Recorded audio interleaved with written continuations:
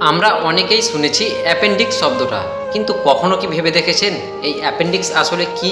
এটা কি হঠাৎ করে শরীরে তৈরি হয়, নাকি জন্ম থেকেই আমাদের শরীরে থাকে? আর যদি সবার শরীরেই থাকে, তাহলে কারো হঠাৎ তীব্র ব্যথা শুরু হয় কেন? আবার অনেকের জীবনে কখনোই কোনো সমস্যা হয় না, কিন্তু কেন? আসলে অ্যাপেন্ডিক্স হলো আমাদের বড় অন্ত্রের শুরুর দিকে থাকা একটি ছোট নলাকার থলি, যেটা পেটের ডান দিকের নিচের দিকে থাকে। বেশিরভাগ মানুষের শরীরেই এটা জন্ম থেকেই থাকে, অর্থাৎ এটা হঠাৎ করে তৈরি হয় না। আমরা জন্মানোর সময় থেকে এটা আমাদের শরীরে থাকে। তাহলে হঠাৎ ব্যথা কেন শুরু হয়?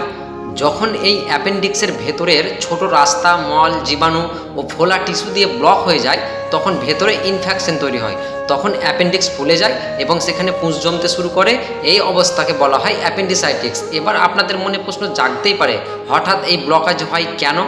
আর কেন কারো হয়, আবার অনেকের কখনোই হয় না? আসলে এর পেছনে কয়েকটা কারণ থাকতে পারে। যেমন অনেক সময় শক্ত মল বা ছোট মলাপনা অ্যাপেন্ডিক্সের মুখে আটকে যায়। কখনো কোনো ব্যাকটেরিয়াল ইনফেকশনের কারণে ভেতরের টিস্যু ফুলে উঠে রাস্তা বন্ধ করে দেয়। আবার কিছু ক্ষেত্রে অন্ত্রের লিম্ফ টিস্যু ফুলে গিয়েও এই পথ ব্লক হয়ে যেতে পারে।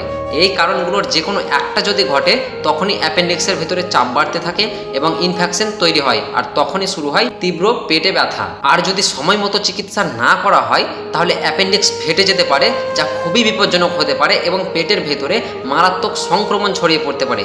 তাই পেটের ডান পাশে যদি হঠাৎ তীব্র ব্যথা শুরু হয় এবং ধীরে ধীরে বাড়তে থাকে, তাহলে এটাকে কখনোই অবহেলা করবেন না, কারণ এটা হতে পারে অ্যাপেন্ডিক্সের সমস্যা।